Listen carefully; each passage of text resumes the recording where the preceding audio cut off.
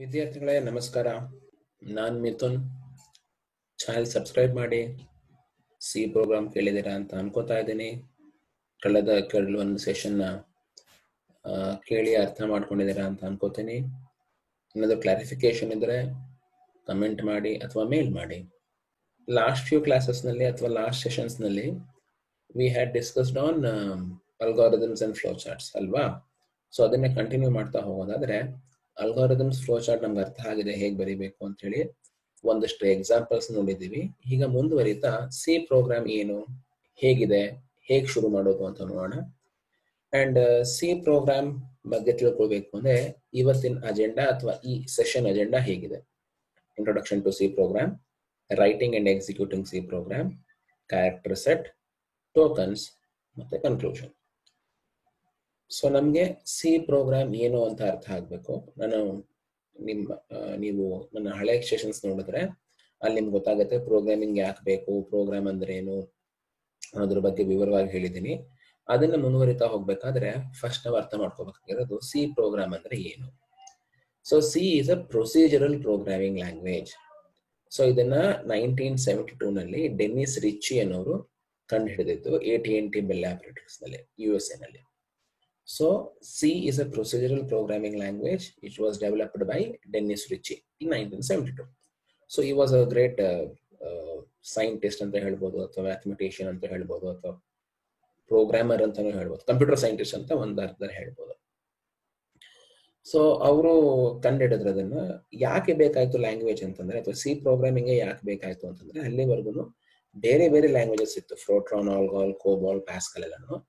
ಈ ಎಲ್ಲಾ ಲ್ಯಾಂಗ್ವೇಜಸ್ ಕೆಲವೊಂದು ಕೆಲಸಗಳಿಗೆ ಮಾತ್ರ ಸೀಮಿತ ಆಗಿತ್ತು. ಅಂದ್ರೆ ಪ್ಯಾಸ್ಕಲ್ ಅಂದ್ರೆ ಒಂದ್ ಕೆಲಸಕ್ಕೆ, ಕೋಬಾಲ್ ಅಂದ್ರೆ ಒಂದ್ ಕೆಲಸಕ್ಕೆ. ಆತರ ಒಂದು ಕಾಮನ್ ಲ್ಯಾಂಗ್ವೇಜ್ ಬೇಕಾಗಿತ್ತು, ಕಾಮನ್ ಪ್ರೋಗ್ರಾಮಿಂಗ್ ಲ್ಯಾಂಗ್ವೇಜ್ ಬೇಕಾಗಿತ್ತು.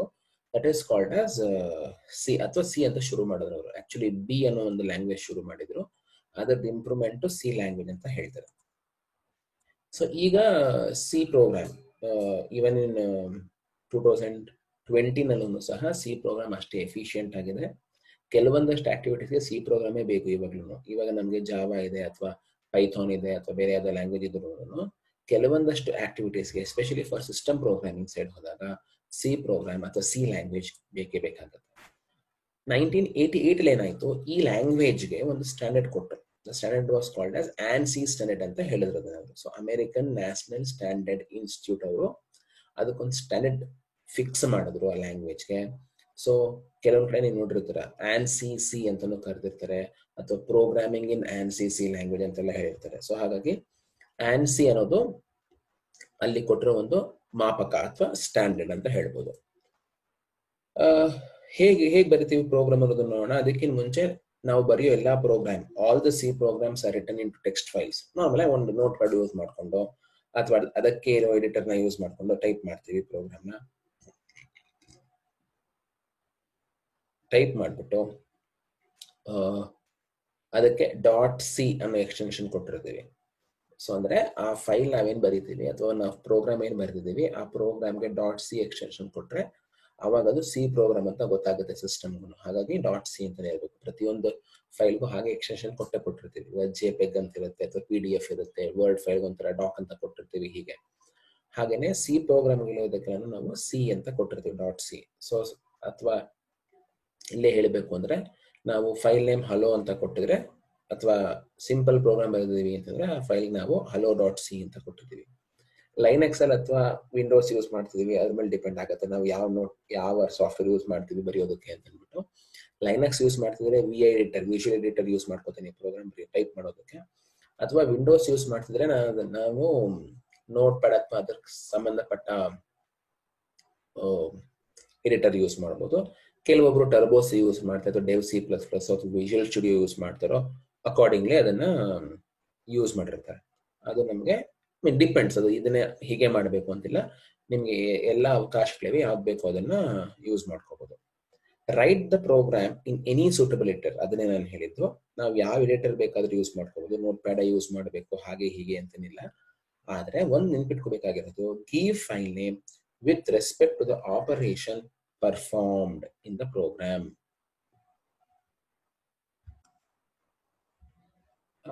ಹಾಗಾಗಿ ನಾವೇನ್ ಹೇಳ್ತೀವಿ, ನಾವು ಪ್ರೋಗ್ರಾಮ್ ಬರೆಯೋದಕ್ಕಿಂತ ಪ್ರೋಗ್ರಾಮ್ ಬರೆದಾಗ ಆ ಫೈಲ್ ನೇಮ್ ಮೂಲಕನೇ ಪ್ರೋಗ್ರಾಮ್ ಏನು ಅಂತ ಗೊತ್ತಾದ್ರೆ ತುಂಬಾ ಸಹಾಯ ಆಗುತ್ತೆ.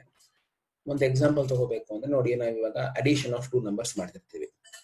ಆಗ ನಾವು add.c ಅಂತ ಕೊಡ್ಬೋದು ಪ್ರೋಗ್ರಾಮ್ ನೇಮ್. ಅಥವಾ ನಾವು ಪ್ರೋಗ್ರಾಮ್ ಮಾಡ್ತಿರೋದು ಇವಾಗ ಮಲ್ಟಿಪ್ಲಿಕೇಶನ್ ಆಫ್ ಮ್ಯಾಟ್ರಿಸಸ್ ಮಾಡ್ತಿರ್ತೀವಿ ಅನ್ಕೊಳ್ಳಿ, ಆವಾಗ ನಾವು ಬೇಕಾದ್ರೆ ಮ್ಯಾಟ್ರಿಕ್ಸ್ ಮಲ್ಟಿಪ್ಲಿಕೇಶನ್ ಅಂತಾನೆ ಪ್ರೋಗ್ರಾಮ್ ನೇಮ್ ಕೊಡ್ಬೋದು. ಅಂದ್ರೆ ನಾವು ಆಪರೇಷನ್ಸ್ ಏನ್ ಪರ್ಫಾರ್ಮ್ ಮಾಡ್ತೀವಿ ಅದ್ರ ಮೂಲಕನೇ ಅಥವಾ ಅದರ ಮೇಲೆನೆ ಫೈಲ್ ನೇಮ್ ಇದ್ರೆ ತುಂಬಾ ಅನುಕೂಲ ಆಗುತ್ತೆ. So give file name with respect to the operation performed in the program. It is very much important. ಸುಮ್ಮನೆ 1.c 2.c ಅಥವಾ ನನ್ನ ಹೆಸರೇ ಕೊಡ್ತೀನಿ ನಾನು ರಾಕೇಶ್.c ಮಹೇಶ್.c ಕೊಡಬಾರ್ದು ಅಂತಲ್ಲ, ನಿಮ್ಗೆ ಕನ್ಫ್ಯೂಸ್ ಆಗುತ್ತೆ ಆಮೇಲೆ ಯಾವ ಫೈಲ್ ನಲ್ಲಿ ಯಾವ ಪ್ರೋಗ್ರಾಮ್ ಇದೆ ಅಂತ ಅನ್ಕೊಂಡು. ಹಾಗಾಗಿ ನೀವು ಮಾಡೋ ಆಪರೇಷನ್ ಫೈಲ್ ನೇಮ್ ಕೊಟ್ರೆ ತುಂಬಾ ಅನುಕೂಲ ಆಗುತ್ತೆ. ಅಥವಾ ನೀವು ಮುಂದೆ ಏನ್ ಹೇಳೋದು ಓಪನ್ ಮಾಡ್ಬೇಕಾದ್ರೆ ಅಥವಾ ನಿಮ್ಗೆ ಹುಡುಕ್ಬೇಕಾದ್ರೂ ಸಹ ಅದು ಅನುಕೂಲ ಆಗುತ್ತೆ ಅಷ್ಟೇ, ಮತ್ತೇನಿಲ್ಲ. ಇದನ್ನೇ ಮುಂದುವರಿಸ್ಕೊಂಡು ಈಗ ಹೆಂಗಿದೆ ಪ್ರೋಗ್ರಾಮ್, ಹೆಂಗ್ ವರ್ಕ್ ಮಾಡ್ತೀವಿ ಅನ್ನೋದನ್ನ ಈ ಫಿಗರ್ ಅಲ್ಲಿ ಅರ್ಥ ಮಾಡಿಸ್ತೀನಿ. ಸ್ವಲ್ಪ ಗಮನ ಇಟ್ಟು ನೋಡಿ ಫಿಗರ್ನ. First step, programmer editor use ಮಾಡಿಕೊಂಡು programmer creates program in the editor and stores it on the disk. So editor use ಮಾಡಿಕೊಂಡು, ಎಡಿಟರ್ ಯಾವ್ದಾದ್ರು ಆಗಿರ್ಬೋದು, ಆಗ್ಲೇ ಹೇಳಿದಾಗೆ ನೋಟ್ ಪ್ಯಾಡ್ ಅಥವಾ ಟರ್ಬೋ ಸಿ ಎಡಿಟರ್ ಅಥವಾ VI ಎಡಿಟರ್ ಲೈನಕ್ಸ್ ನಲ್ಲಿ ಆಗ್ಬೋದು, ಯಾವ್ದಾದ್ರು ಆಗ್ಬೋದು. ಎಡಿಟರ್ ಯೂಸ್ ಮಾಡಿಕೊಂಡು ನಾವು ಪ್ರೋಗ್ರಾಮ್ ಟೈಪ್ ಮಾಡಿ ಡಿಸ್ಕ್ ಅಲ್ಲಿ ಸೇವ್ ಮಾಡ್ತೀವಿ. ಫೈಲ್ ನೇಮ್ ಕೊಟ್ಬಿಟ್ಟು .c ಅಂತ ಸೇವ್ ಮಾಡ್ತೀವಿ. ಆಮೇಲೆ ಸ್ವಲ್ಪ ಪ್ರೀ ಪ್ರೊಸೆಸಿಂಗ್ ಆಗಬೇಕು, ಏನು ಅಂತ ಮುಂದೆ ನೋಡೋಣ. ಪ್ರೀ ಪ್ರೊಸೆಸಿಂಗ್ ಆಗಿದ ತಕ್ಷಣ ಅದು ಕಂಪೈಲ್ ಆಗುತ್ತೆ, ಕಂಪೈಲಿಂಗ್ ಅಥವಾ ಕಂಪೈಲೇಷನ್ ಆಗುತ್ತೆ. ಸೊ ಕಂಪೈಲೇಷನ್ ಅನ್ನೋದು 3ನೇ ಫೇಸ್ 3. ಸೊ ಕಂಪೈಲೇಷನ್ ಅಲ್ಲಿ ಏನಾಗುತ್ತೆ, it just converts the code what we have written into object code and stores. ಅದನ್ನು ಮತ್ತೆ ಡಿಸ್ಕ್ ಅಲ್ಲಿ ನಾನು ಸೇವ್ ಮಾಡ್ತೀನಿ. ಅದರ ನಂತರ we try linking it. So linker use ಮಾಡಿಕೊಂಡು ನಾವು ಪ್ರೋಗ್ರಾಮ್ ಲಿಂಕ್ ಮಾಡ್ತೀವಿ. ಲಿಂಕ್ ಏನು ಅಂತ ಹೇಳ್ತೀನಿ ಮುಂದಕ್ಕೆ. ಅದನ್ನ ಡಿಸ್ಕ್ ಅಲ್ಲಿ ಸೇವ್ ಮಾಡಿ ಲೋಡ್ ಮಾಡ್ಬೇಕಾದ್ರೆ ಲೋಡರ್ನ ಯೂಸ್ ಮಾಡಿಕೊಂಡು, ಲೋಡರ್ ಏನ್ ಮಾಡುತ್ತೆ, ಡಿಸ್ಕ್ ಇಂದ ಪ್ರೋಗ್ರಾಮ್ ತಗೊಂಡು ಅದನ್ನ ಪ್ರೈಮರಿ ಮೆಮೊರಿಗೆ ಹಾಕುತ್ತೆ. ಅಂದ್ರೆ ನಮ್ಮ ಪ್ರೈಮರಿ ಮೆಮೊರಿ ಏನು ನೆನಪಿಸ್ಕೊಳ್ಳಿ. ಸೊ ಪ್ರೈಮರಿ ಮೆಮೊರಿಗೆ ಹಾಕುತ್ತೆ. ಸೊ ಅಲ್ಲಿ ಎಕ್ಸಿಕ್ಯೂಷನ್ ಶುರು ಆಗುತ್ತೆ. ಎಕ್ಸಿಕ್ಯೂಷನ್ CPU ಮೂಲಕ ಎಕ್ಸಿಕ್ಯೂಷನ್ ಶುರು ಆಗುತ್ತೆ. ಅರ್ಥ ಮಾಡ್ಕೊಳ್ಳಿ, ಎಕ್ಸಿಕ್ಯೂಷನ್ ಅಂದ್ರೆ CPUನೇ ವರ್ಕ್ ಮಾಡ್ಬೇಕಲ್ಲಿ, ಇನ್ಯಾರು ಮಾಡೋಕ್ಕಾಗಲ್ಲ.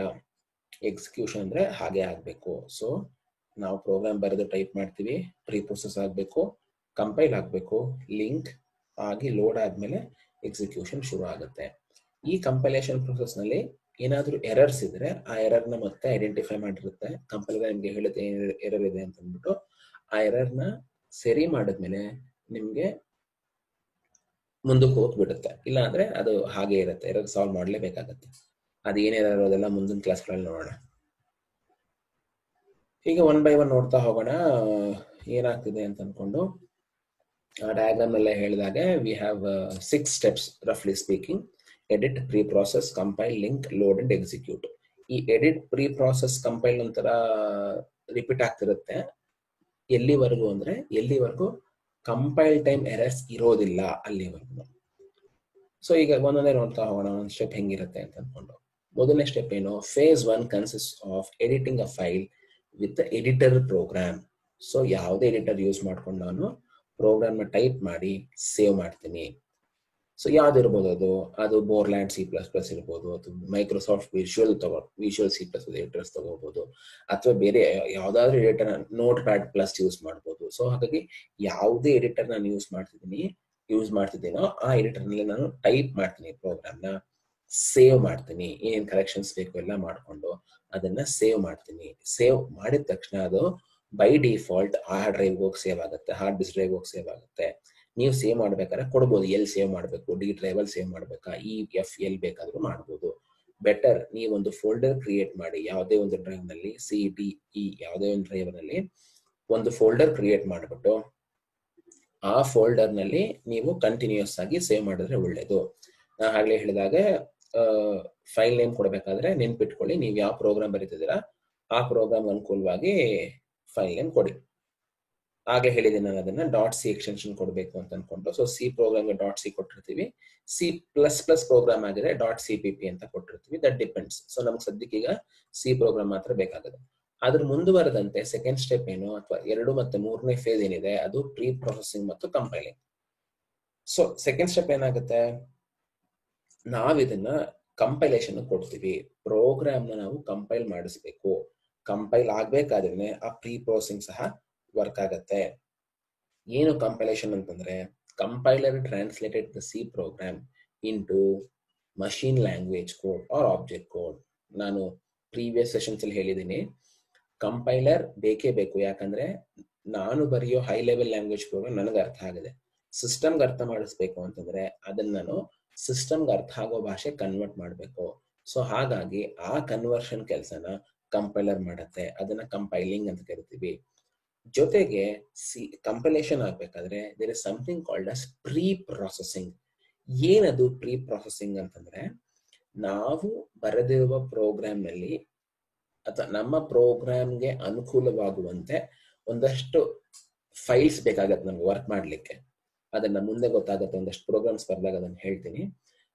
ನಮ್ಮ ಪ್ರೋಗ್ರಾಮ್, ನಾವು ಬರೆಯೋ ಸಿ ಪ್ರೋಗ್ರಾಮ್ ಮಾತ್ರ ವರ್ಕ್ ಆಗಲ್ಲ ಯಾವಾಗ್ಲೂ. ಅದ್ರ ಜೊತೆಗೆ ಸ್ವಲ್ಪ ಅಡಿಷನಲ್ ಥಿಂಗ್ಸ್ ಬೇಕಾಗತ್ತೆ. ಆ ಅಡಿಷನಲ್ ಥಿಂಗ್ಸ್ ಅದೆಲ್ಲಾನು ಪ್ರೀ ಪ್ರೊಸೆಸಿಂಗ್ ಅಲ್ಲಿ ವರ್ಕ್ ಆಗತ್ತೆ. ಅಂದ್ರೆ ನಮ್ಮ ಪ್ರೋಗ್ರಾಮ್ ಕಂಪೈಲೇಷನ್ ರೆಡಿ ಆಗಬೇಕು ಅನ್ನೋದು ಪ್ರೀ ಪ್ರೊಸೆಸಿಂಗ್ ಕೆಲಸ. ಸೊ ಹಾಗಾಗಿ ಆಟೋಮೆಟಿಕಲಿ ಶುರು ಆಗುತ್ತೆ. ಅದು ಮುಗಿದ ತಕ್ಷಣ ಕಂಪೈಲೇಷನ್ ಶುರು ಆಗುತ್ತೆ. ಏನಾಗುತ್ತೆ ಪ್ರೀ ಪ್ರೊಸೆಸಿಂಗ್ ನಲ್ಲಿ ಅನ್ನೋದನ್ನ ಡಿಟೇಲ್ ಆಗಿ ನೋಡೋಣ ಆಮೇಲೆ. ಬಟ್ ಸದ್ಯಕ್ಕೆ ಅರ್ಥ ಮಾಡ್ಕೋಬೇಕಾಗಿರೋದು ಅಂತಂದ್ರೆ, there is something called as preprocessor directives. ನೀವು ಪ್ರೋಗ್ರಾಮ್ಸ್ ನೋಡಿದ್ರೆ ನಿಮ್ಗೆ ಗೊತ್ತಾಗಿರುತ್ತೆ. ನಾವು ಹ್ಯಾಶ್ ಇನ್ಕ್ಲೂಡ್ ಅಂತ ಬರೀತೀವಿ, ಹ್ಯಾಶ್ ಇನ್ಕ್ಲೂಡ್ stdio h ಅಂತ ನಾವು ಬರೆದಿರ್ತೀವಲ್ವಾ. ಸೊ ಅದ್ರ ಬಗ್ಗೆ ಇಲ್ಲಿ ಗಮನ ಹರಿಸಬೇಕು. ಅಂದ್ರೆ that indicate certain manipulations are to be performed on the program before compilation. ನಾವು ನಮ್ಮ ಪ್ರೋಗ್ರಾಮ್ ಏನ್ ಬರ್ದಿದೀವಿ ಅದ್ರಲ್ಲಿ ಒಂದು ಚೂರ್ ಮಾಡಿಫಿಕೇಶನ್ಸ್ ಅಥವಾ ಮ್ಯಾನಿಪುಲೇಷನ್ಸ್ ಮಾಡ್ಬೇಕಾಗತ್ತೆ before giving to compilation. That is taken care by preprocessor directives, ಅವರು ಪ್ರೀ ಪ್ರೊಸೆಸಿಂಗ್ ಅಂತ ಕರಿತೀವಿ. ಸೊ ಈಗ ನಾನು stdio h ಅಂತ ಕೊಟ್ರೆ ನನ್ಗೆ ಗೊತ್ತಾಗ್ಬೇಕು ಅದು ಪ್ರಿಂಟ್ ಎಫ್ ಬಂದ ತಕ್ಷಣ ಇಲ್ಲಿಗೆ ಲಿಂಕ್ ತಗೋಬೇಕು ಅಥವಾ ಇಲ್ಲಿಂದ ಪ್ರೀ ಪ್ರೊಸೆಸ್ ಆಗ್ಬೇಕು ಅಂತ ಅನ್ಕೊಂಡು. ಸೊ ಆ ಎಲ್ಲ ಇನ್ಫಾರ್ಮೇಶನ್ ಈ ಸ್ಟೆಪ್ ನಲ್ಲಿ ಆಗತ್ತೆ. ಅದರಿಂದ ಅದು ಮುಂದಕ್ಕೆ ಹೋಗುತ್ತೆ. ಅದಾಗಿದ ತಕ್ಷಣ ಅದು ಆಟೋಮೆಟಿಕಲಿ ಕಂಪೈಲ್ ಆಗತ್ತೆ. ಇಲ್ಲಿ ಕಂಪೈಲ್ ಆಗಿದ ತಕ್ಷಣ ಏನಾಗುತ್ತೆ, ಏನಾದ್ರು ಎರರ್ಸ್ ಇದೆಯಾ ಅಂತ ತೋರಿಸುತ್ತೆ. ಎರರ್ಸ್ ಇದೆಯಾ ಅಂತ ತೋರಿಸಿದ್ರೆ ಅದನ್ನ ಕರೆಕ್ಷನ್ಸ್ ಮಾಡ್ಲೇಬೇಕು. ಒಂದ್ಸಲ ಎರರ್ಸ್ ಇಲ್ಲ ಅಂತ ಆಯ್ತು ಅಥವಾ ನೋ ಮೋರ್ ಎರರ್ಸ್ ಅಂತ ಬಂದಾಗ ಅವಾಗ ಮಾತ್ರ ಅದು ಮುಂದಕ್ಕೆ ಹೋಗುತ್ತೆ ಅಥವಾ ಲಿಂಕ್ ಮಾಡಕ್ಕೆ ಸುಲಭ ಆಗುತ್ತೆ. ಇಲ್ಲ ಅಂದ್ರೆ ಮತ್ತದಲ್ಲೇ ಇರುತ್ತೆ.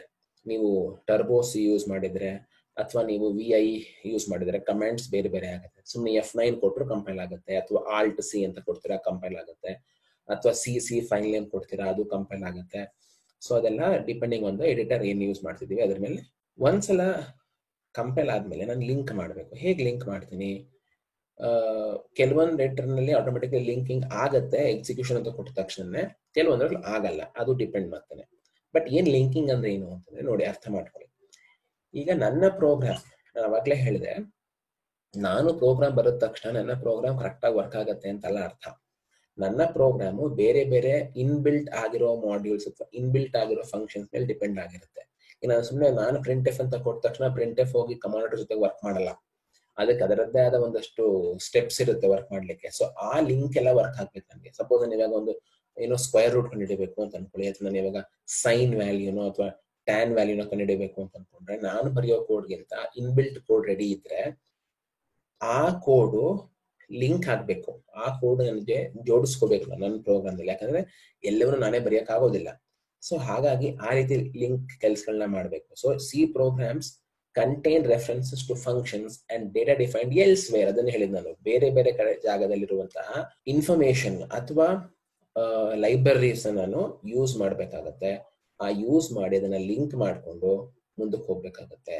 ಸೊ ಆ ಲಿಂಕ್ ಮಾಡೋ ಕೆಲಸನ ಲಿಂಕಿಂಗ್ ಫೇಸ್ ನಲ್ಲಿ linker will take care. So no need to worry about it. ಅದು ಆಟೋಮೆಟಿಕಲಿ ಆಗತ್ತೆ. ಕೆಲವೊಂದ್ಸಲ ನಿಮ್ಗೆ ಎರರ್ಸ್ ಬರುತ್ತೆ. ಏನೋ ನೀವು ಪ್ರಿಂಟ್ ಎಫ್ ಕೊಡೋ ಕಡೆ ಪ್ರಿಂಟ್ ಎಫ್ ನ ಟೈಪ್ ಮಾಡ್ಬೇಕಾದ್ರೆ PRINTF ಅಂತ ಕೊಟ್ಟಿರ್ತೀರಾ, ಬಟ್ ಟಿ ಬಿಟ್ಬಿಟ್ಟಿರ್ತೀರಾ. ಅದೆಲ್ಲ ಇಲ್ಲಿ ಎಫೆಕ್ಟ್ ಆಗುತ್ತೆ. ಲಿಂಕ್ ಎರರ್ ಅಂತ ಬರುತ್ತೆ ಕೆಲವೊಂದ್ಸಲ. ನೀವು ಗಮನಿಸಬಹುದು, ಕೆಲವೊಂದ್ಸಲ ನೋಡಿದಾಗ ಗೊತ್ತಾಗಿರುತ್ತೆ. ಸೊ ಯಾಕೆ ಅಂತಂದ್ರೆ ನೀವು ಕೇಳೋ ಫಂಕ್ಷನ್ ನೇಮು ಎಕ್ಸಿಸ್ಟಿಂಗ್ ಇರೋ ಫಂಕ್ಷನ್ ಮ್ಯಾಚ್ ಆಗ್ತಿರಲ್ಲ. ಹಾಗಾಗಿ ನಾವು ಯಾವಾಗಲೂ ಹೇಳ್ತೀವಿ, ದಯಮಾಡಿ ಫಂಕ್ಷನ್ಸ್ ನೇಮ್ ಕೊಡ್ಬೇಕಾದ್ರೆ ಸರಿಯಾಗಿ ನೋಡಿ, ಹಾಗೆ ಕೊಡಬೇಡಿ ಅಂತೆಲ್ಲ ಅನ್ಕೊಂಡು. So the object code produced by C program typically contains holes due to these missing parts. ಏನಾದ್ರು ತಪ್ಪುಗಳಿದ್ರೆ ನಮ್ಮ ಪ್ರೋಗ್ರಾಮ್ ನಲ್ಲಿ ಅವಾಗ ಸ್ವಲ್ಪ ಅದು ಹೋಲ್ಸ್ ತರ ಆಗ್ಬಿಟ್ಟಿರುತ್ತೆ. ಸೊ ಸರಿಗಿಲ್ಲ ಹಾಗೆ ಹೇಗೆ ಅಂತ ಅನ್ಕೊಂಡು ಅದನ್ನೆಲ್ಲ ಸರಿ ಮಾಡ್ಕೊಂಡು ನಾನು ಮುಂದಕ್ಕೆ ಹೋಗ್ಬೇಕಾಗತ್ತೆ. ಸೊ ಏನ್ ಮಾಡ್ತೀವಿ, linker will take care of all these activities. ಅಥವಾ ಇನ್ನೊಂದು ಎಕ್ಸಾಂಪಲ್ ಕೊಡ್ಬೋದು ಅಂತಂದ್ರೆ, ನಾವು ದೊಡ್ಡ ಪ್ರೋಗ್ರಾಮ್ ಬರ್ತಿದೀವಿ, ನಮ್ಮ ಪ್ರೋಗ್ರಾಮ್ 4-5 ಫೈಲ್ ನಲ್ಲಿ ಹಂಚ್ ಹೋಗಿದೆ ಅಂತಂದ್ರೆ ಅದೆಲ್ಲವನ್ನು ನಾನು ಸೆಪರೇಟ್ ಆಗಿ ಕಂಪೈಲ್ ಮಾಡಿರ್ತೀನಿ. ಬಟ್ ಎಕ್ಸಿಕ್ಯೂಷನ್ ಮಾಡ್ಬೇಕಾದ್ರೆ ಮೇನ್ ಫಂಕ್ಷನ್ ಇರುತ್ತಲ್ಲ, ಆ ಪ್ರೋಗ್ರಾಮ್ ಹತ್ರ ಎಕ್ಸಿಕ್ಯೂಟ್ ಮಾಡ್ತೀನಿ. ಆ ಪ್ರೋಗ್ರಾಮ್ ಎಕ್ಸಿಕ್ಯೂಟ್ ಮಾಡ್ಬೇಕಾದ್ರೆ ಅದು ಬೇರೆ ಬೇರೆ ಎಲ್ಲ ಫೈಲ್ಸ್ ನು ಲಿಂಕ್ ಮಾಡ್ಬೇಕಾಗತ್ತೆ. ಸೊ ಆ ಲಿಂಕಿಂಗ್ ಕೆಲಸನೂ ಇಲ್ಲಿ ಆಗತ್ತೆ.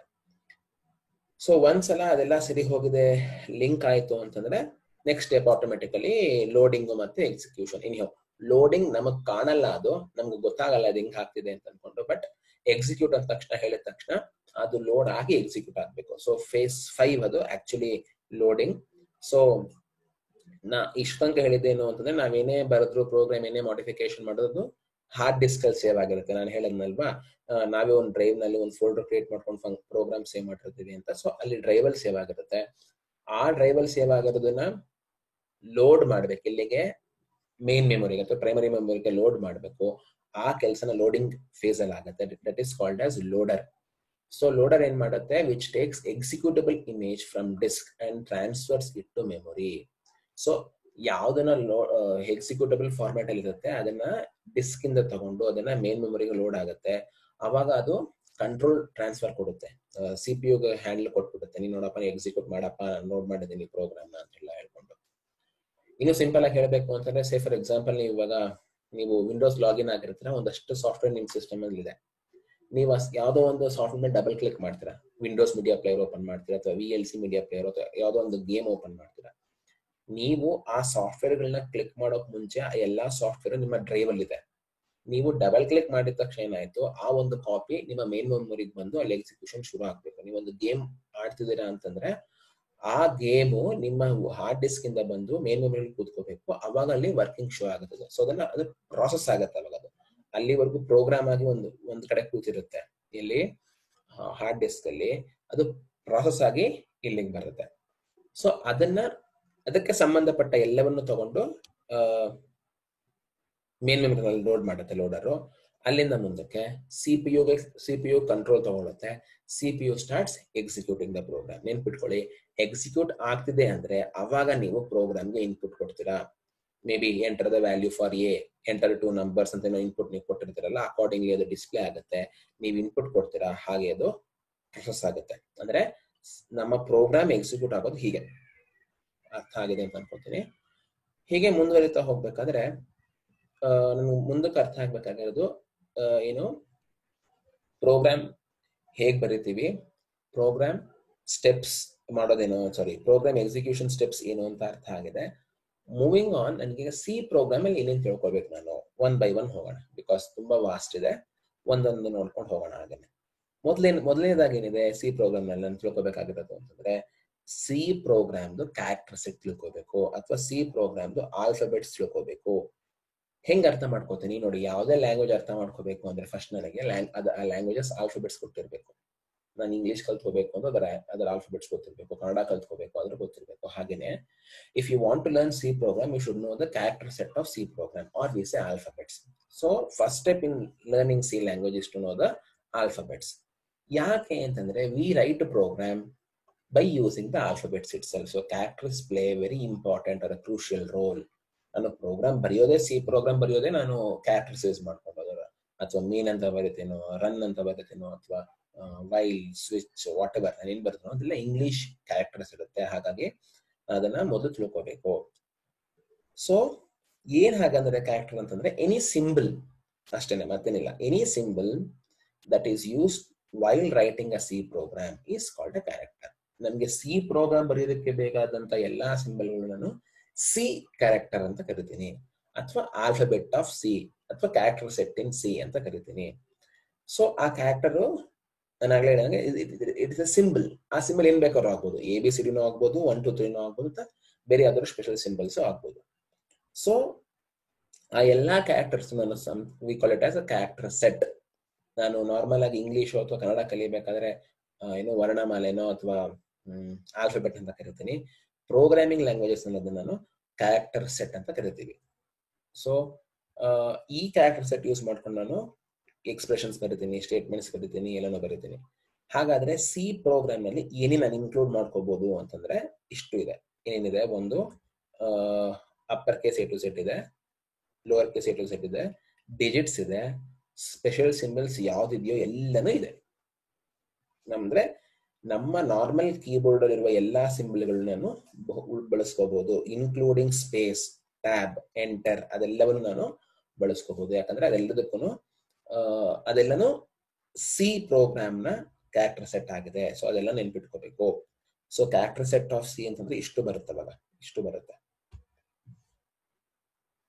ಆಯ್ತಾ?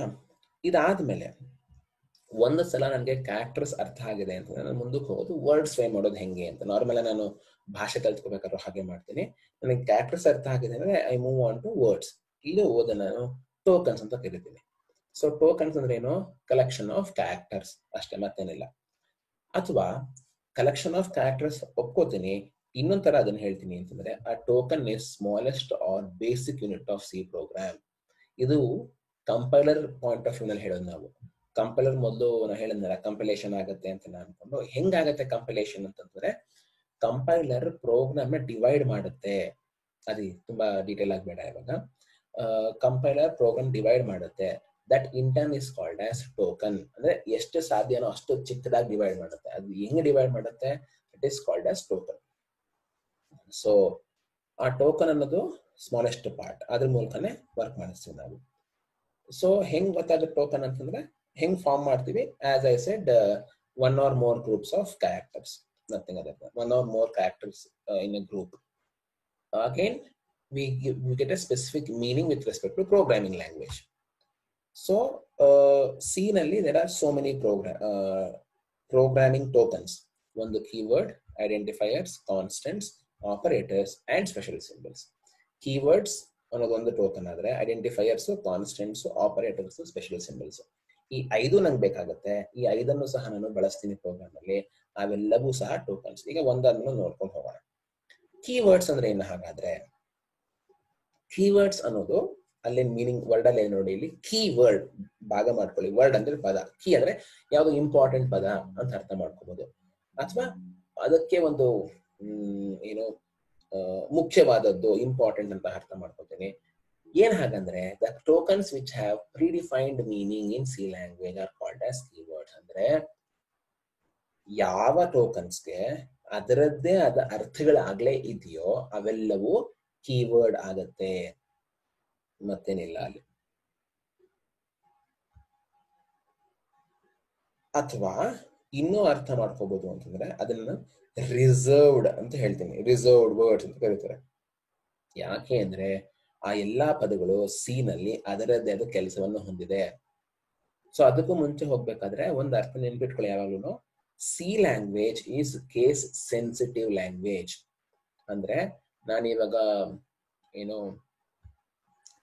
ಕೇಸ್ ಸೆನ್ಸಿಟಿವ್ ಯಾಕೆ ಹೇಳ್ತಾ ಇದ್ದೀನಿ ಅಂತಂದ್ರೆ, ಸಿ ಪ್ರೋಗ್ರಾಮ್ ನಲ್ಲಿ ಇದು ಎ ನಮಗ್ ಗೊತ್ತು, ಇದು ಏನೇ. ನಾನು ಆಗ್ಲೇ ಕ್ಯಾರೆಕ್ಟರ್ ಸೆಟ್ ಹೇಳ್ಬೇಕಾದ್ರೆ ಹೇಳಿದೆ, ಇದು upper case A to Z ಇದೆ, lower case A to Z ಇದೆ ಅಂತ. ಆದ್ರೆ ಸಿ ಪ್ರೋಗ್ರಾಮ್ ಪ್ರಕಾರ ಇದೇ ಬೇರೆ, ಇದೇ ಬೇರೆ. ಅರ್ಥ ಆಯ್ತಾ? ಅಂದ್ರೆ ಕೇಸ್ ಸೆನ್ಸಿಟಿವ್, ಇದು ಅಪ್ಪರ್ ಕೇಸು, ಇದು ಲೋಯರ್ ಕೇಸು. ಸೊ ಹಾಗಾಗಿ ಎರಡು ಬೇರೆ ಬೇರೆ ಅಂತ ಸಿ ಪ್ರೋಗ್ರಾಮ್ ಹೇಳುತ್ತೆ. ಸೊ ಹಾಗಾಗಿ ಅದನ್ನ ನೆನ್ಪಿಟ್ಕೊಂಡಿರ್ಬೇಕು ಯಾವಾಗಲೂ ನಾವು. ನೆಕ್ಸ್ಟ್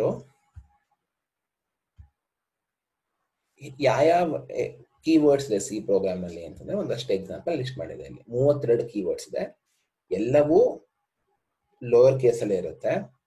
ನೋಡ್ಬಿಡಿ ಇಲ್ಲಿ: auto, double, int, float, struct, char, break, exit, else, if, long, switch. ಹೀಗೆ ಎಲ್ಲವೂ ಸ್ಮಾಲ್ ಕೇಸ್ ಅಥವಾ ಸ್ಮಾಲ್ ಲೆಟರ್ಸ್, ಚಿಕ್ಕ ಅಕ್ಷರಗಳು ನಾವು ಹೇಳ್ತೀರಲ್ವ, ಅಥವಾ ಲೋವರ್ ಕೇಸ್ ಅಂತ ಹೇಳ್ತಿರಲ್ಲ, ಅದರಲ್ಲೇ ಇರುತ್ತಲ್ಲ. ನಾವು ಅದನ್ನ ಸರಿಯಾಗಿ ಗಮನಿಸ್ಕೋಬೇಕು. ಯಾಕೆ ಇದನ್ನ ನಾನು ಫಿಕ್ಸ್ ಆಗಿ ಹೇಳ್ತೀನಿ ಅಂತಂದ್ರೆ, ಈ ಎಲ್ಲದಕ್ಕೂ ಅದರದ್ದೇ ಆದ ಮೀನಿಂಗ್ ಇದೆ. ಡಬಲ್ ಅಂದ್ರೆ ಏನೋ ಒಂದು ಮೀನಿಂಗ್ ಇದೆ.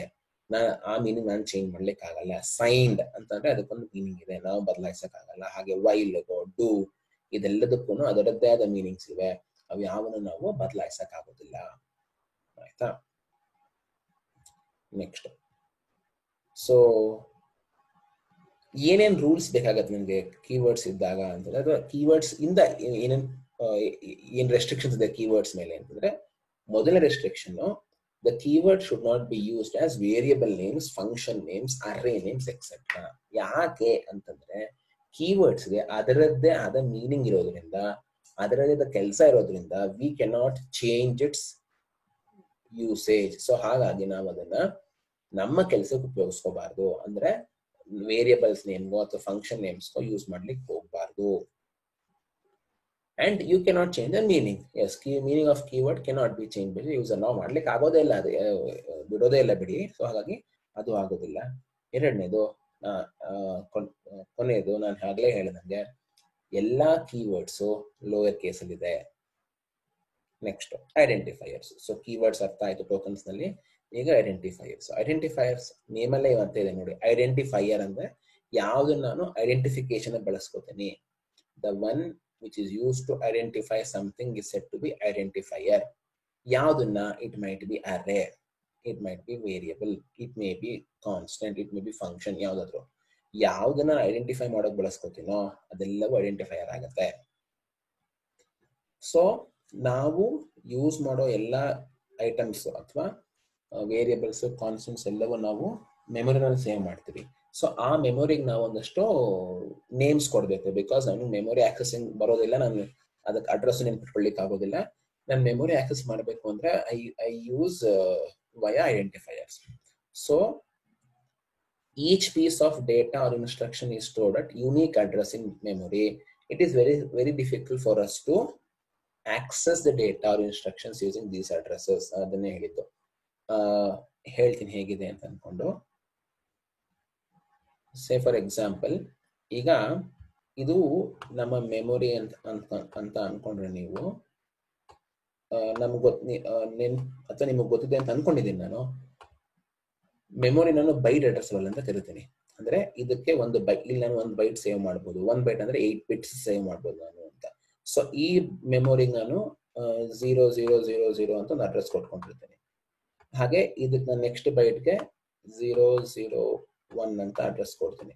ಹಾಗೆ ಇದಕ್ಕೆ ನಾನು 2 ಅಂತ ಅಡ್ರೆಸ್ ಕೊಡ್ತೀನಿ. ಹಾಗೆ ಇದಕ್ಕೆ ನಾನು 3 ಅಂತ, ಹಿಂಗೆ ಮುಂದಕ್ಕೆ ಹೋಗ್ತಿರುತ್ತೆ. ನಾವು ಸೇವ್ ಮಾಡೋ ಎಲ್ಲಾ ಐಟಮ್ಸ್ ಅಥವಾ ಐಡೆಂಟಿಫೈಯರ್ಸ್ ಈ ಮೆಮೊರಿನಲ್ಲಿ ಸೇವ್ ಆಗಿರುತ್ತೆ, ಇಲ್ಲೆಲ್ಲೋ ಸೇವ್ ಆಗಿರುತ್ತೆ. ಇಲ್ಲಿ ಬರೀ ನಾನು 4 ಬೈಟ್ ತೋರಿಸ್ತೀನಿ. ಹಾಗೆ ಅಲ್ಲಿ ಸಾವಿರಾರು ಲಕ್ಷಾಂತರ ಬೈಟ್ಸ್ ಇರುತ್ತೆ, depending on the memory capacity. Gigabytes, terabytes ಅಂತ ಹೇಳ್ತೀವಲ್ವಾ, ಅವೆಲ್ಲ ಮ್ಯಾಟರ್ ಆಗುತ್ತೆ ಇವಾಗ. ಸೊ ಇಲ್ಲಿ ಮೆಮೊರಿನಲ್ಲಿ ನಾನು ಡೇಟಾ ಸೇವ್ ಮಾಡ್ತಿರ್ತೀನಿ. ಸೇವ್ ಮಾಡಿ ಮ್ಯಾನಿಪುಲೇಷನ್ ಮಾಡ್ತೀನಿ ಅಂತಂದ್ರೆ ನಾನು ಮೆಮೊರಿ ಆಕ್ಸೆಸ್ ಮಾಡ್ಲಿಕ್ಕೆ ಆಗೋದಿಲ್ಲ ಅವಾಗ ನಂಗೆ, ಯಾಕಂದ್ರೆ ನನಗೆ ಅಡ್ರೆಸ್ ಗೊತ್ತಿರಲ್ವಲ್ಲ. ಯಾಕಂದ್ರೆ ನನ್ನ ಕೆಲಸ ಅಲ್ಲ, ಮೆಮೊರಿ ಸಿಸ್ಟಮ್ ಕೆಲಸ ಅಡ್ರೆಸ್ ಹ್ಯಾಂಡಲ್ ಮಾಡೋದು. ಸೊ ಹಾಗಾಗಿ ನಂಗೆ ಅದು 20 ಎಲ್ಲಿದೆ ಗೊತ್ತಿರಲ್ಲ ನಂಗೆ, ಅಥವಾ ನಾನೇನು ಮತ್ತೆ ಸೇವ್ ಮಾಡೋದು ಹೇಗಿದೆ ಗೊತ್ತಿರಲ್ಲ. ಸೊ ಹಾಗಾಗಿ ಒಂದು ಪ್ರಾಬ್ಲಮ್ ಏನು, I cannot access data or instructions using these addresses. ನಂಗೆ ಗೊತ್ತಾಗೋದಿಲ್ಲ. Manipulating the data using these addresses, ನಂಗೆ ಚೇಂಜಸ್ ಮಾಡೋಕ್ಕೂ ಬರೋದಿಲ್ಲ. ಹಾಗೆ ನಂಗೆ ಅಡ್ರೆಸ್ ಟ್ರ್ಯಾಕ್ ಮಾಡೋಕ್ಕೂ ಬರಲ್ಲ. ಅಂದ್ರೆ ನಾನೇನ್ ಹೇಳ್ತಿದ್ದೀನಿ, ನಾವು ಡೇಟಾನ ಮೆಮೊರಿನಲ್ಲೇ ಸೇವ್ ಮಾಡಿದ್ರು ಆ ಆಕ್ಸೆಸ್ ಮಾಡ್ಲಿಕ್ಕೆ ಅಥವಾ ಅದರಲ್ಲಿ ಡೀಲ್ ಮಾಡ್ಲಿಕ್ಕೆ ನಮ್ಗೆ ಆಗೋದಿಲ್ಲ. ಹಾಗಾಗಿ ನಾವೇನ್ ಮಾಡ್ತೀವಿ, we try to use something called as identifiers. ಏನಾಗಲ್ಲ ಐಡೆಂಟಿಫೈಯರ್ಸ್ ಅಂತಂದ್ರೆ, identifiers are the name given to various program elements. ಒಂದು ಪ್ರೋಗ್ರಾಮ್ ನಾವು ಬರಿತೀವಲ್ವಾ, ಅದೆಲ್ಲ ಏನಿದೆ ಅದೆಲ್ಲವಕ್ಕೂ ನಾನು ಐಡೆಂಟಿಫೈಯರ್ ಅಂತ ಕರಿತೀನಿ. ಅದು ವೇರಿಯಬಲ್ ಆಗ್ಬೋದು, ಕಾನ್ಸ್ಟೆಂಟ್ಸ್ ಆಗ್ಬೋದು, ಫಂಕ್ಷನ್ಸ್ ಆಗ್ಬೋದು, ಅರೇಸ್ ಆಗ್ಬೋದು, ಸ್ಟ್ರಕ್ಚರ್ಸ್, ಫೈಲ್ಸ್ ಏನಾದ್ರೂ ಆಗ್ಬೋದು. ಅದೆಲ್ಲವನ್ನು ನಾನು ಐಡೆಂಟಿಫೈಯರ್ ಅಂತಾನೆ ಕರಿತೀನಿ. ಟು ಐಡೆಂಟಿಫೈ, ವೇರಿಯಬಲ್ ಐಡೆಂಟಿಫೈ ಮಾಡೋಕ್ಕೆ ವೇರಿಯಬಲ್ ನೇಮ್ ಅಂತ ಕೊಟ್ಕೋತೀನಿ. ಹಾಗೆ ಸೊ ಯಾವುದೇ identifier, an identifier is a word consisting of sequence of 1 or more letters or digits along with underscore. So ಪ್ರತಿಯೊಂದು ಐಡೆಂಟಿಫೈಯರ್ಗೂ ಒಂದೊಂದು ನೇಮ್ ಕೊಡ್ತೀನಿ. ಆ ನೇಮ್ ನಾನು ಲೆಟರ್ ಅಥವಾ ಡಿಜಿಟ್ ಇಂದ ಐಡೆಂಟಿಫೈ ಮಾಡ್ಕೊತೀನಿ. ನಾರ್ಮಲ್ ಆಗಿ ಏನಾಗುತ್ತೆ, ಲೆಟರ್ ಇಂದ ಶುರು ಮಾಡಿ ಡಿಜಿಟ್ ಇಂದ ಫಾಲೋ ಮಾಡ್ತೀನಿ. ಅದು ರೂಲ್ಸ್ ಇದೆ, ಆ ರೂಲ್ಸ್ ಹೇಳ್ಬೇಕಾದ್ರೆ ಹೇಳ್ತೀನಿ. ಅಂಡರ್ ಸ್ಕೋರ್ ಸಹ ಬಳಸ್ಬೋದು. ಸೊ ನಾನು ನೇಮ್ ಕೊಡಬೇಕಾದ ಐಡೆಂಟಿಫೈಯರ್ಸ್ಗೆ it can have names with either upper case A to Z or lower case A to Z or any digit from 0 to 9.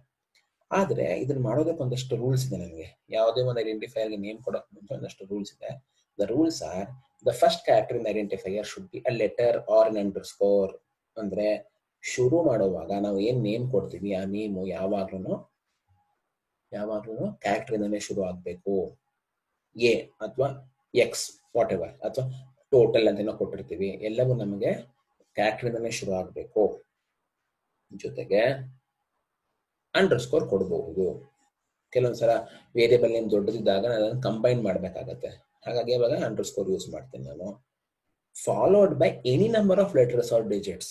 So A1 ಅಂತ ಕೊಡ್ತೀನಿ ನಾನು, ಅಥವಾ ABC ಅಂತ ಕೊಡ್ತೀನಿ. ಸೊ ಅಕಾರ್ಡಿಂಗ್ಲಿ ಅದು ವರ್ಕ್ ಆಗುತ್ತೆ.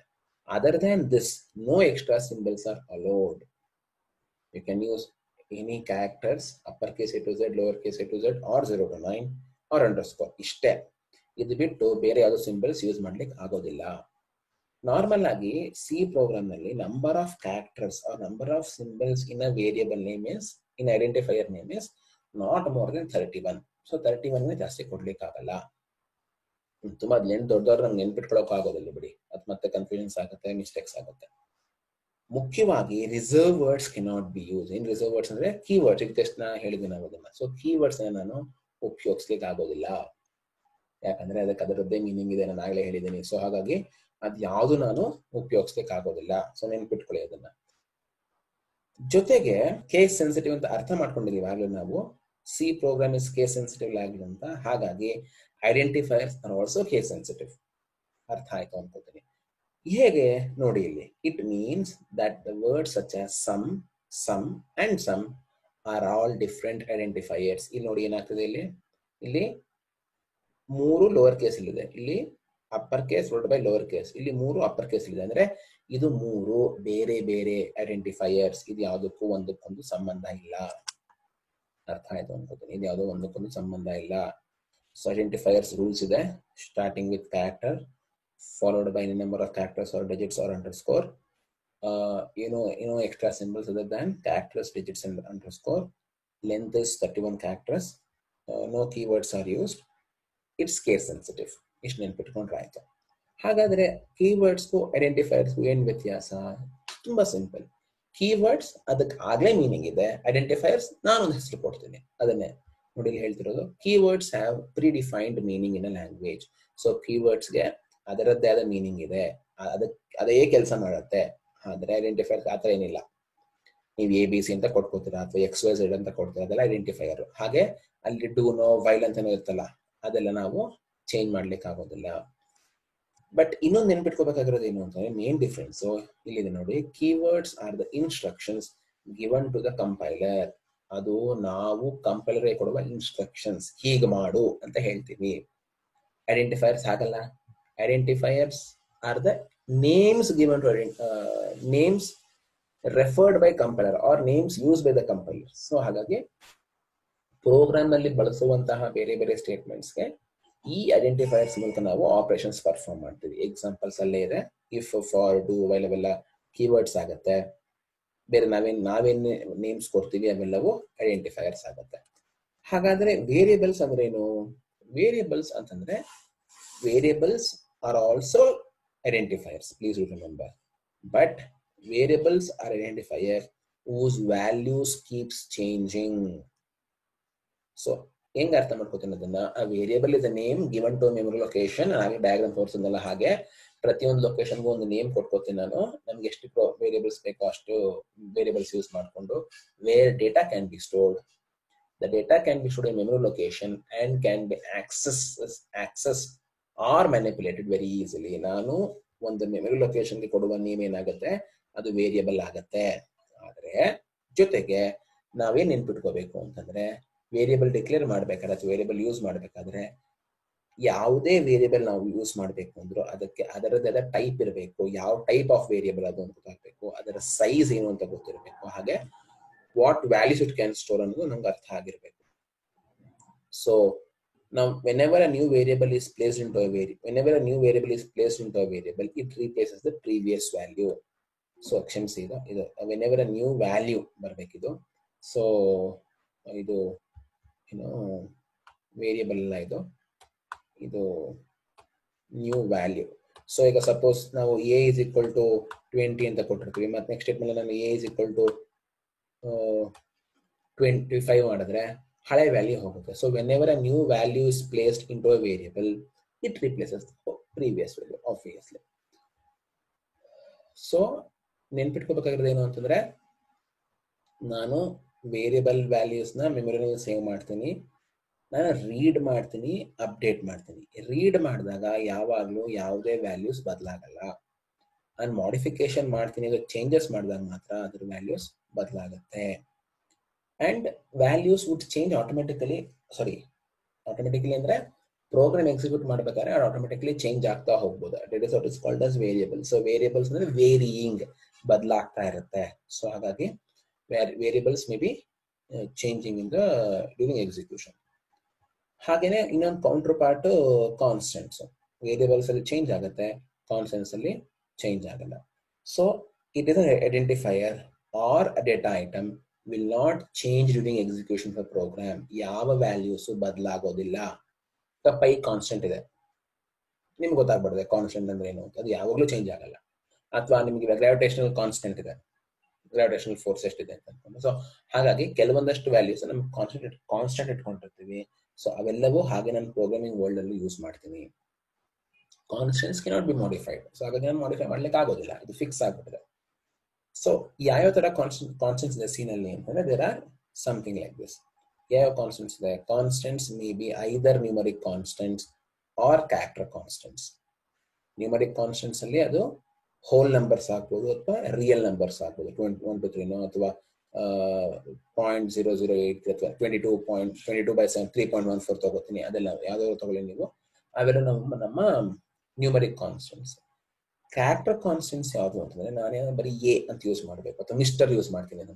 ನಾನು ಏನೋ ಈಗ ನಾನು ನೇಮ್ ಯಾರ್ದಾದ್ರು ನೇಮ್ ಟೈಪ್ ಮಾಡಬೇಕು ಅಂದ್ರೆ ಬೈ ಡಿಫಾಲ್ಟ್ ನಂಗೆ ಗೊತ್ತು ಐದರ್ ಮಿಸ್ಟರ್ ಆರ್ ಮಿಸ್ಸಸ್ ಬರಬೇಕು ಅಂತ ಅನ್ಕೊಂಡು, ಮಿಸ್ಟರ್ ಆರ್ ಮಿಸ್ ಬರಬೇಕು ಅಂತ ಅನ್ಕೊಂಡು. ಸೊ ಆ ಮಿಸ್ಟರ್ ಮತ್ತೆ ಮಿಸ್ ಕಾನ್ಸ್ಟೆಂಟ್ ಆಗುತ್ತೆ ನಮಗೆ, ಐದರ್ ಆಫ್ ಇಟ್. ಈಗ ನೇಮ್ ಚೇಂಜ್ ಆಗುತ್ತೆ. ಅಥವಾ ಫಾರ್ ಎಕ್ಸಾಂಪಲ್ ಸ್ಟ್ರಿಂಗ್ ಕಾನ್ಸ್ಟೆಂಟ್ ತಗೋತೀರಾ ಅಂತಂದ್ರೆ, ಐಸೆ ನೀವು ಯಾವುದೇ ಒಂದು ಸ್ಪೆಸಿಫಿಕ್ ಕಾಲೇಜ್ ಬಗ್ಗೆ ಮಾತನಾಡ್ತಿದ್ದೀರಾ ಅಂತಂದ್ರೆ, college name become constant, string constant ಆಗುತ್ತೆ ಅದು. ಸೊ ಹಾಗಾಗಿ constant might be integer constant, real number constant, single character constant or a string constant. ಅದ್ರ ಜೊತೆಗೆ there is something called as backslash character. ಹೇಗೆ backslash ಅಂತಂದ್ರೆ, it is also called as escape sequence character. ನಾವು slash ಹಾಕ್ತಿರಲ್ಲ, ಅದ್ರ ಜೊತೆಗೆ use ಮಾಡುವಂತ symbols ಇದು. So an escape sequence character begins with the backslash and is followed by a single character. One character ಇರುತ್ತೆ. Example ನೋಡೋಣ. Each backslash constant has its own meaning. It mainly used with respect to print effects. Change ಮಾಡಬೇಕು, ಬದಲಾಯಿಸಬೇಕು, print ಮಾಡಬೇಕಾದ್ರೆ ಅನ್ನೋದಕ್ಕೆ ಅದನ್ನ ಉಪಯೋಗಿಸ್ತೀವಿ ನಾವು. So back slash constants ನಾವು ಎಸ್ಕೇಪ್ ಸೀಕ್ವೆನ್ಸ್ ಕ್ಯಾರೆಕ್ಟರ್ ಅಂತ ಕರಿತೀವಿ, ಅಥವಾ ನಾವು ಬ್ಯಾಕ್ ಸ್ಲಾಶ್ ಅಂತ ಕರಿತೀವಿ. ಯಾಕೆ ಬ್ಯಾಕ್ ಸ್ಲಾಶ್ ಅಂದ್ರೆ ಸ್ಲಾಶ್ ಯೂಸ್ ಮಾಡ್ತೀವಿ ಅದಕ್ಕೆ ಬ್ಯಾಕ್ ಸ್ಲಾಶ್ ಅಂತ ಕರಿತೀವಿ. It is also called as escape sequence character. Normal ಆಗಿ printf ನಲ್ಲಿ we can use all these escape sequence characters. So but remember, it won't print as it is, it only changes something. So if special effect ಕೊಡೋ ತರ ನೋಡಿ, ಈ ತರದೊಂದಷ್ಟು characters ಇದೆ, constants ಇದೆ. /t ಅಂತ ಕೊಟ್ರೆ ಟ್ಯಾಬ್ ಆಗುತ್ತೆ, /a ಕೊಟ್ರೆ ಒಂದು ಬೀಪ್ ಸೌಂಡ್ ಬರುತ್ತೆ, /b ಕೊಟ್ರೆ ಪ್ರಿಂಟ್ ಆದ್ಮೇಲೆ ಒಂದು ಹಿಂದಕ್ಕೆ ಹೋಗುತ್ತೆ, ಒಂದು ಸ್ಪೇಸ್, ಬ್ಯಾಕ್ ಸ್ಪೇಸ್ ಆಗುತ್ತೆ. ನೀವು ಬೇಕಾದ್ರೆ ಟ್ರೈ ಮಾಡಿ ಪ್ರಿಂಟ್ ಎಫ್ ಇದೆಲ್ಲ. ನಾನು /n ಅಂದ್ರೆ ನ್ಯೂ ಲೈನ್ ಹೋಗುತ್ತೆ, /r ಅಂದ್ರೆ ಕ್ಯಾರೇಜ್ ರಿಟರ್ನ್, ಆ ಲೈನ್ ನ ಫಸ್ಟ್ ಕ್ಯಾರೆಕ್ಟರ್ ಹತ್ರ ಹೋಗುತ್ತೆ, /p ಅಂದ್ರೆ ಅದು ಹಾರಿಜಾಂಟಲ್ ಟ್ಯಾಬ್ 8 ಸ್ಪೇಸ್ ಅಂತ ಹೋಗುತ್ತೆ, /v ವರ್ಟಿಕಲ್ ಟ್ಯಾಬ್ ಕೆಳಗೆ ಹೋಗುತ್ತೆ ಒಂದಷ್ಟು ಲೈನು, /0 ನಲ್ ಕ್ಯಾರೆಕ್ಟರ್. ಇದ್ರ ಬಗ್ಗೆ ಸ್ಟ್ರಿಂಗ್ಸ್ ಮಾತನಾಡ್ಬೇಕಾದ್ರೆ ಅದ್ರ ಬಗ್ಗೆ ಇನ್ನೊಂದು ಸ್ವಲ್ಪ ಅರ್ಥ ಮಾಡ್ಕೊಳ್ಳೋಣ. ಸೊ ಬ್ಯಾಕ್ ಸ್ಲಾಶ್ ಕ್ಯಾರೆಕ್ಟರ್ಸ್ ಇಷ್ಟಿದೆ, ಇಷ್ಟು ನಾವು ಯೂಸ್ ಮಾಡ್ಕೋಬಹುದು ಬೇಕಾದಾಗ. ಎಷ್ಟೋ ಸಲ ಇಂಟರ್ವ್ಯೂಸ್ ಹೋದಾಗ ಇಂಟರ್ವ್ಯೂ ಕ್ವಶನ್ಸ್ ಇದ್ರ ಮೇಲೆ ಡಿಪೆಂಡ್ ಆಗಿರುತ್ತೆ. ಒಂದಷ್ಟು ಬ್ಯಾಕ್ ಸ್ಲಾಶ್ ಕಾನ್ಸ್ಟೆಂಟ್ಸ್ ಕೊಟ್ಬಿಟ್ಟು ನಿಮ್ಗೆ ಹೇಳ್ಬೋದು ಅವರು, ಏನಾಗುತ್ತೆ ಇದು ಹಿಂಗಿದ್ದಾಗ ಏನಾಯ್ತು, /b/p 2 ಸಲ ಕೊಟ್ರೆ ಏನಾಗುತ್ತೆ, ಹಾಗೆಲ್ಲ ಕೊಟ್ಟಿರ್ಬೋದು. ಸೊ ಅದನ್ನ ನೋಡ್ಕೊಂಡು ನೀವು ಅರ್ಥ ಮಾಡ್ಕೋಬೇಕಾಗತ್ತೆ. ಅದಕ್ಕಿಂತ ಒಂದು ಚೂರು ಯಾವಾಗಲೂ ತಲೆ ಕೆಡಿಸೋದು ನಮ್ಗೆ ಏನಾಗುತ್ತೆ ಕಾನ್ಸ್ಟೆಂಟ್ಸ್ ಜೊತೆಗೆ ಲಿಟ್ರಲ್ಸ್. ಸೊ ಲಿಟ್ರಲ್ಸ್ ಅನ್ನೋದು it's another type of symbol use in programming. Literals ಮತ್ತೆ ಕಾನ್ಸ್ಟೆಂಟ್ಸ್ ಒಂದೇ ಅಂತ ತುಂಬಾ ಜನ ಹೇಳ್ತಾರೆ, ಆದ್ರೆ ಅಲ್ಲ, ಎರಡು ಬೇರೆ ಬೇರೆ. ಲಿಟ್ರಲ್ಸ್ ಅಂದ್ರೆ ನಾನು ಆ ವ್ಯಾಲ್ಯೂಸ್ ನ ಹಾಗೆ ಯೂಸ್ ಮಾಡಿದ್ರೆ ಲಿಟ್ರಲ್ಸ್ ಆಗುತ್ತೆ. ಏನು ಅಂತ ಹೇಳ್ತೀವಿ. ಆ literal is a notation for representing a fixed value in the source code. ಆ ವ್ಯಾಲ್ಯೂ ನಾನು ಹಾಗೆ ಯೂಸ್ ಮಾಡ್ತೀನಿ ಪ್ರೋಗ್ರಾಮ್ ನಲ್ಲಿ. The value of literals cannot be change. So ಈ ಲೈನ್ ಇದೆಯಲ್ಲ ಇಲ್ಲಿ, the value of literals cannot be change. ಆ ಕಾರಣಕ್ಕೆ ಅದನ್ನ ಕಾನ್ಸ್ಟೆಂಟ್ ಅಂತ ಹೇಳ್ತಾರೆ ಜನ. ಬಟ್ ಆಕ್ಚುಲಿ ಕಾನ್ಸ್ಟೆಂಟ್ಗೆ ಮತ್ತೆ ಲಿಟ್ರಲ್ಸ್ಗೆ ಸ್ವಲ್ಪ ಬೇರೆ ಬೇರೆ ಏನು ಅಂತ ಹೇಳ್ತೀನಿ. A literal can be capital literal or numerical literal or it can be string literal. ನಾವು ಯಾವಾಗ ವ್ಯಾಲ್ಯೂನ ಹಾಗೆ ಯೂಸ್ ಮಾಡ್ತೀವೋ ಅದು ಲಿಟ್ರಲ್ ಆಗುತ್ತೆ. ಹೇಗೆ? ಸಿಂಪಲ್ ನೋಡಿ, ಇನ್ನೊಂದು ಎಕ್ಸಾಂಪಲ್ ಇದೆ. ಈ ಎಕ್ಸಾಂಪಲ್ ನೋಡ್ಕೊಳ್ಳಿ. ಇಲ್ಲಿ A is a capital literal, 9 numerical literal, 3.14 is numerical, sum plus 10 is numerical literal. sorry, ಈಗ ನಾ ಏನು ಹೇಳಿದೆ ಇವಾಗ 3.14 ನಾನು ಅವಾಗಲೇ ಏನು ಹೇಳಿದೆ, ಕಾನ್ಸ್ಟೆಂಟ್ ಹೇಳ್ಬಿಟ್ಟೆ ನಾನು ಅಲ್ವಾ. ನೋಡಿ ಇವಾಗ ನಾನು ಪೈ ವ್ಯಾಲ್ಯೂನ 3.14 ಅಂತ ಯೂಸ್ ಕೊಟ್ಟಿರ್ತೀನಿ. ಇವಾಗ ಹಿಂಗೆ ನಾನು ಪ್ರೋಗ್ರಾಮ್ ನಲ್ಲಿ ಪೈ ಯೂಸ್ ಮಾಡಿದ್ರೆ ಅದು ಕಾನ್ಸ್ಟೆಂಟ್ ಆಯ್ತು. ನಾನು ಪ್ರೋಗ್ರಾಮ್ ನಲ್ಲಿ 3.14 ಯೂಸ್ ಮಾಡ್ತೀನಿ ಅಂದ್ರೆ ಅದು ಲಿಟ್ರಲ್ ಆಗುತ್ತೆ. ಅದ್ ಅಂದ್ರೆ ಯಾವಾಗ ನಾವು ವ್ಯಾಲ್ಯೂಸ್ ನ ಹಾಗೆ ಯೂಸ್ ಮಾಡ್ತೀವಿ ದಟ್ ಬಿಕಮ್ಸ್ ಲಿಟ್ರಲ್. ನಾವೆಲ್ಲ ಕಾಲೇಜ್ ಎಕ್ಸಾಂಪಲ್ ಕೊಟ್ಟೆ ನಿಮಗೆ. ನಾನು ಕಾಲೇಜ್ ಕೊಟ್ಟಾಗ ನಾನು ಕಾಲೇಜ್ ನೇಮ್ನೇ ಯೂಸ್ ಮಾಡ್ತಿದ್ದೀನಿ ಅಂದ್ರೆ ಅದು ಸ್ಟ್ರಿಂಗ್ ಲಿಟ್ರಲ್ ಆಗ್ಬಿಡುತ್ತೆ. ಅದರ ಬದಲಾಗಿ ನಾನು ನೇಮ್ ಆಫ್ ದ ಕಾಲೇಜ್ ನ ಒಂದು ಇನ್ನೊಂದು ಐಡೆಂಟಿಫೈಯರ್ ಅಸೈನ್ ಮಾಡಿ ಆ ಐಡೆಂಟಿಫೈಯರ್ ನ ಯೂಸ್ ಮಾಡ್ತಿದ್ರೆ ಅದು ಕಾನ್ಸ್ಟೆಂಟ್ ಆಗುತ್ತೆ. ಸೊ ಅದು ಸ್ಲೈಟ್ ಡಿಫ್ರೆನ್ಸ್ ಇದೆ ಕಾನ್ಸ್ಟೆಂಟ್ ಮತ್ತೆ ಲಿಟ್ರಲ್ಸ್ಗೂ. ಸ್ವಲ್ಪ ಅರ್ಥ ಮಾಡ್ಕೋಬೇಕಷ್ಟೇ. ಓಕೆ, ಲಿಟ್ರಲ್ಸ್ ಅಂದ್ರೆ ಇಷ್ಟ ಆಕ್ಚುಲಿ ಅದನ್ನ ಯೂಸ್ ಮಾಡ್ತೀವಿ ನಾವು. ಸೊ ಈ ಕ್ಲಾಸ್ ನಲ್ಲಿ ನಾವು ಏನ್ ನೋಡಿದ್ವಿ, ಒಂದು ಸಿ ಪ್ರೋಗ್ರಾಮ್ ಬರೆಯೋದು ಹೇಗೆ, ಅದರ ಸ್ಟೆಪ್ಸ್ ಏನು ಎಕ್ಸಿಕ್ಯೂಷನ್ ಮಾಡೋದಕ್ಕೆ, ಫೈಲ್ ನೇಮ್ ಹೆಂಗ್ ಕೊಡಬೇಕು ಅಂತ ನಾವು ನೋಡ್ಕೊಂಡ್ವಿ. ಅದ್ರ ಜೊತೆಗೆ we also understood the character set. So character set ಏನಿದೆ, ಏನ್ ಕ್ಯಾರೆಕ್ಟರ್ಸ್ ಯೂಸ್ ಮಾಡ್ತೀವಿ ಸಿ ಪ್ರೋಗ್ರಾಮ್ ನಲ್ಲಿ ಅಂತ ಅರ್ಥ ಆಯ್ತು. ಆಲ್ಫಾಬೆಟ್ಸ್ ಏನ್ ಯೂಸ್ ಮಾಡ್ತೀವಿ ಅಂತ ಅರ್ಥ ಆಯ್ತು ನಮ್ಗೆ. ಅದ್ರ ಜೊತೆಗೆ ಸಿ ಪ್ರೋಗ್ರಾಮ್ ಅಲ್ಲಿರೋ ಎಲ್ಲ ಟೋಕನ್ಸ್ ಅರ್ಥ ಆಗಿದೆ. ಟೋಕನ್ಸ್ ನಲ್ಲಿ we discussed about identifiers, variables, constants, literals, back slash constants ಎಲ್ಲವನ್ನು ಅರ್ಥ ಮಾಡ್ಕೊಂಡಿದ್ದೀವಿ. ಸೊ ಇವತ್ತಿಗೆ ಇಷ್ಟು ಸಾಕು. So thank you. ಕ್ಲಾಸ್ ಕೇಳ್ತಾ ಇರಿ, ಹಾಗೆ ಬೆಲ್ ಬಟನ್ ಕ್ಲಿಕ್ ಮಾಡಿ, ಚಾನಲ್ ಸಬ್ಸ್ಕ್ರೈಬ್ ಮಾಡಿ. ಎಲ್ರಿಗೂ ನಮಸ್ಕಾರ, ಧನ್ಯವಾದಗಳು.